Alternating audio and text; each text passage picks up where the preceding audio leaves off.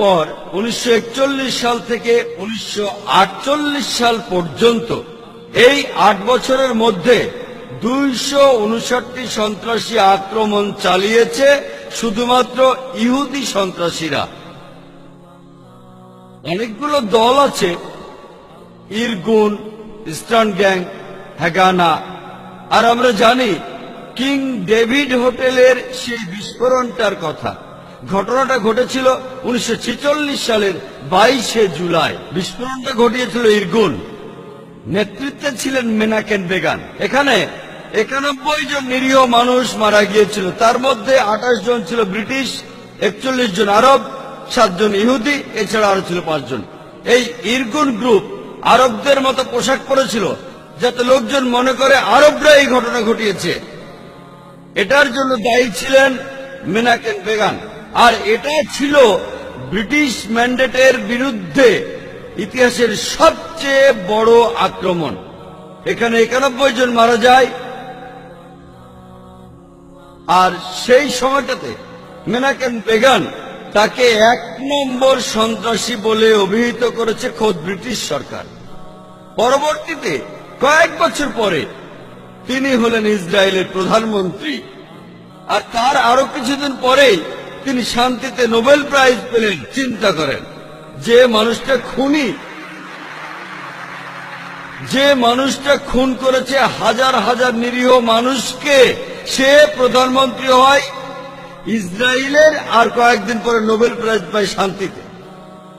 আর তখন এই সন্ত্রাসী দলগুলি যেমন ইস্টার্ন গ্যাং, ইরগুন, হ্যাগানা, এই সব দলগুলি আর নেতারা যেমন Isaac Rabin, Menachem Begin, Ariel Sharon, এরা সবাই পরে ইসরায়েলের প্রধানমন্ত্রী অথবা উচ্চপদস্থ কর্মকর্তা হয়েছিলেন। আর এরা সবাই যুদ্ধ করেছিল একটা ইহুদি রাষ্ট্রের জন্য। যদি পৃথিবীর ম্যাপটা দেখেন, 1945 সালের আগে ইসরায়েল নামে কোনো দেশ ছিল না।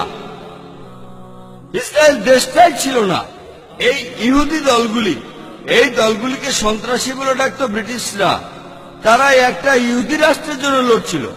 পরে তারা শক্তি দিয়ে ইসরায়েল দখল করে আর প্যালেস্টাইনিদের তাড়িয়ে দেয়। এখন এই লোকগুলি প্যালেস্টাইনের লোকদের বলছে, যাদের দাবিটা আরো জোরালো, তাদের দেশ ফেরত চায়। এখন তাদেরকে সন্ত্রাসী বলে ডাকছে ইসরায়েলিরাই।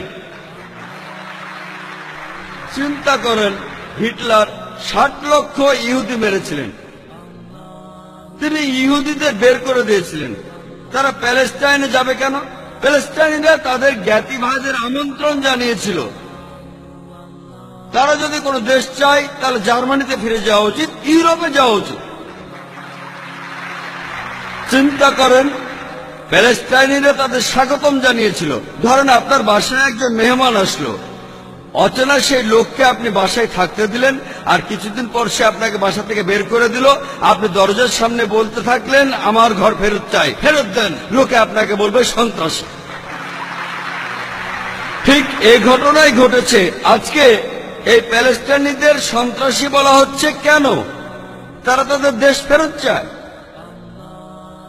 আর এখন পৃথিবীর মানুষ, বিশেষ করে উন্নত দেশগুলির মানুষ, তারা নির্বিকারভাবে এই অন্যায় মেনে নিচ্ছে।